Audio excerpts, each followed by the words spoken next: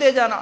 مصعب بن عمیر رضی اللہ تعالیٰ عنہ اتنے زیادہ امیر گھرانے کے تھے کہ وہ جو کپڑے پہنتے تھے نا اس زمانے میں، اسلام قبول کرنے سے پہلے، وہ اس زمانے کا بڑے بڑے بادشاہ پہنتے تھے ویسے کپڑے پہنتے تھے، دور سے منگواتے تھے وہ، کیونکہ بہت مالدار گھرانے کے تھے، اور ایسی خوشبو لگاتے تھے کہ اگر مصعب بن عمیر کسی راستے سے گزرتے نا، ان کے جانے کے کئی گھنٹوں بعد اگر دوسرا آدمی اس راستے سے جاتا تو صرف خوشبو سے پہچانتا کہ ارے اس راستے سے پہلے مصعب بن عمیر گزرے ہوں گے۔ ان کے گزرنے کے بعد پورا راستہ خوشبو سے بھر جاتا ہے، اتنی زیادہ مہنگی چیزیں، مہنگا کیا ہے، خوشبو استعمال کرتے تھے مصعب بن عمیر اسلام قبول کرنے سے پہلے رضی اللہ عنہ۔ لیکن جب اسلام قبول کرے تو ان کے گھر والے سب کچھ چھین لیے ان کے پاس سے، ان کا مال، ان کا پیسہ، ان کے کپڑے، ہر چیز چھین لیے، سب کچھ چھوڑنے کے لیے تیار، چھوڑ بھی دیے۔ سب کچھ چھوڑنے کے بعد اللہ کے رسول صلی اللہ علیہ وسلم کے پاس مدینہ گئے، اللہ کے رسول صلی اللہ علیہ وسلم کے ساتھ زندگی گزارنے لگے۔ غزوہ احد کا موقع تھا، مصعب بن عمیر رضی اللہ تعالیٰ عنہ غزوہ احد میں بھی شامل تھے۔ جب غزوہ احد مکمل ہوا اس کے بعد لاشوں کو تلاش کیا جا رہا تھا، ان لاشوں میں ایک لاش مصعب بن عمیر رضی اللہ تعالیٰ عنہ کی بھی تھی۔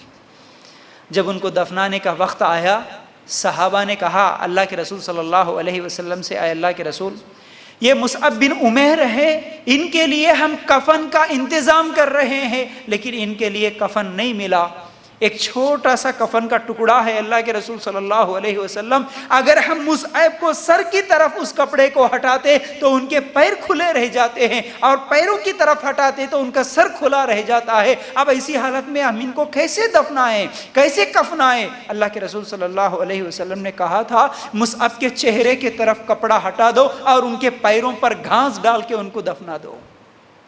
وہ مصعب جو عیش و آرام کی زندگی گزار رہے تھے، بادشاہوں کی طرح زندگی گزار رہے تھے، اسلام کے بعد ان کی زندگی کیسے گزری، کتنی تکلیفات، پہننے کے لیے کپڑا تو دور، کفن کے لیے کپڑا نصیب نہیں ہوا۔ یہ ہمارے صحابہ تھے۔ آج ہمارے پاس کس چیز کی کمی ہے؟ ہمارے نوجوانوں کے پاس کس چیز کی کمی ہے؟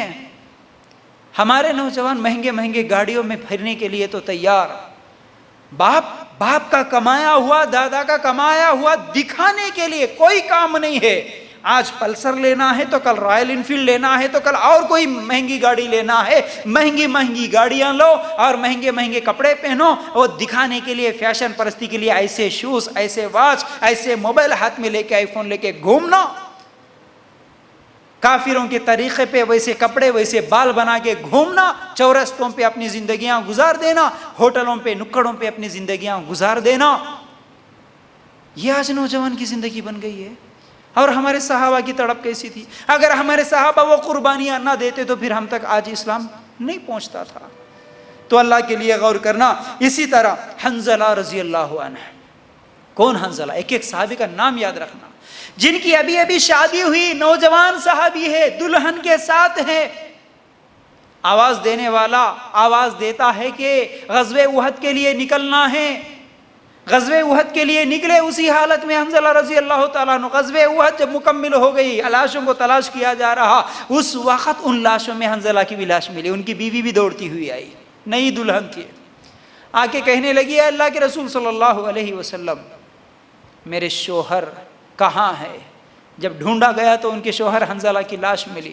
کہنے لگی وہ عورت، اللہ کے رسول صلی اللہ علیہ وسلم، میرے شوہر پر غسل کرنا تھا، واجب تھا غسل، لیکن آواز سننے کے بعد وہ اتنی دیر بھی گھر میں رکنا پسند نہیں کرے کہ اللہ کے رسول کی طرف سے آواز آیا اور میں گھر میں غسل کرتے ہوئے بیٹھوں، یہ بھی گوارا نہیں کرے۔ اسی حالت میں وہ نکل کے آ گئے، اے اللہ کے رسول صلی اللہ علیہ وسلم، آپ ان کو سب سے پہلے غسل دلوائیے۔ اللہ کے رسول صلی اللہ علیہ وسلم جا کے حنظلہ رضی اللہ تعالیٰ عنہ کے سر کی طرف دیکھتے ہیں تو ان کے سر کے بالوں سے پانی کے قطرے ٹپک رہے تھے۔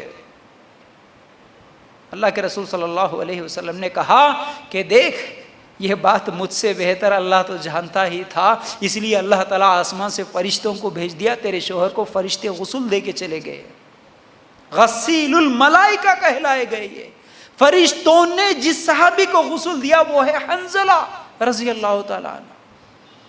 کیوں؟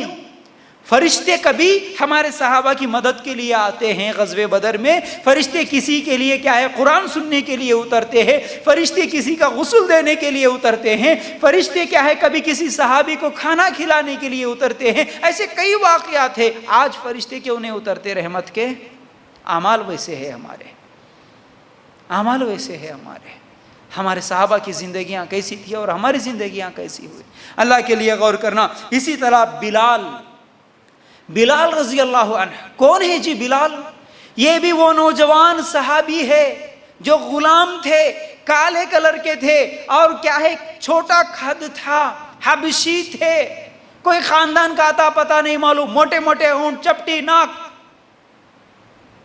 کوئی کیا ہے حیثیت نہیں ہے معاشرے میں، غلام ہے، ان کے اوپر ظلم ہو رہا ہے اسلام قبول کرنے کی وجہ سے، لیکن وہ بلال فضیلت کیا ہے اسلام میں خاندان نہیں دیکھا جاتا، اللہ کی نظر میں کوئی خاندان کی وجہ سے بڑا مقام نہیں پاتا، اللہ کی نظر میں مال ہے تو بڑا مقام نہیں ملتا، خوبصورت ہے تو بڑا مقام نہیں ملتا، اچھا کیا ہے بہت بڑا باڈی بلڈر ہے تو اللہ کے نزدیک اونچا مقام نہیں ملتا، بڑی بڑی گاڑیاں بڑی بڑی ڈگریوں سے اللہ کی نظر میں اونچا مقام نہیں ملتا، اللہ کی نظر میں اونچا مقام اللہ کی ڈر اور اللہ کا ڈر تقوی کی وجہ سے ملتا ہے۔ جیسے ہی ان کو آزاد کرایا گیا بلال رضی اللہ تعالیٰ عنہ، اللہ کی نظر میں کیسا مقام ہے؟ جیسے ہی اللہ کے رسول صلی اللہ علیہ وسلم گئے معراج کی رات، معراج میں کیا دیکھتے ہیں؟ واپس آنے کے بعد بلال رضی اللہ تعالیٰ عنہ کے پاس آ کے پوچھتے ہیں، اے بلال تم کیا عمل کرتے ہو؟ بلال تمہارا ایسا کون سا عمل ہے جس کے بارے میں تمہیں یہ یقین ہو کہ یہ اچھا عمل ہے تمہارے نزدیک؟ میں دیکھا جنت میں جیسے ہی میں چل رہا تھا، اے بلال میں جنت میں چل رہا تھا، جنت کی نعمتوں کو دیکھ رہا تھا تو وہاں پر بھی تمہارے چلنے کی آواز مجھے سنائی دی، جنت میں بلال رضی اللہ تعالیٰ عنہ کے قدموں کی آواز سنائی دے رہی تھی۔ بلال رضی اللہ تعالیٰ عنہ نے کہا کہ اللہ کے رسول صلی اللہ علیہ وسلم شاید ایسا تو کچھ خاص عمل نہیں ہے، لیکن ایک عمل میں جو ضرور کرتا ہوں وہ یہ ہے کہ میں جب بھی وضو بناتا ہوں، وضو بنانے کے بعد میری اپنی طاقت کے مطابق میں نفل نمازیں پڑھ لیتا ہوں بس، اور جب بھی وضو ٹوٹتا ہے فوراً میں وضو بنا لیتا ہوں۔ کیسے تھے ہمارے صحابہ نوجوان؟ آج تو طہارت سے بھی نہیں رہتا مسلمان، صحابہ بغیر وضو کے نہیں رہتے تھے۔ جذبہ دیکھیے، وضو بنانے کے بعد نفل نمازیں، جتنی طاقت ہے اتنی اپنی مرضی سے نفل نمازیں پڑھتے تھے، تحیۃ الوضو پڑھتے تھے، اس کی وجہ سے جنت میں ان کے چلنے کی آواز سنائی دے رہی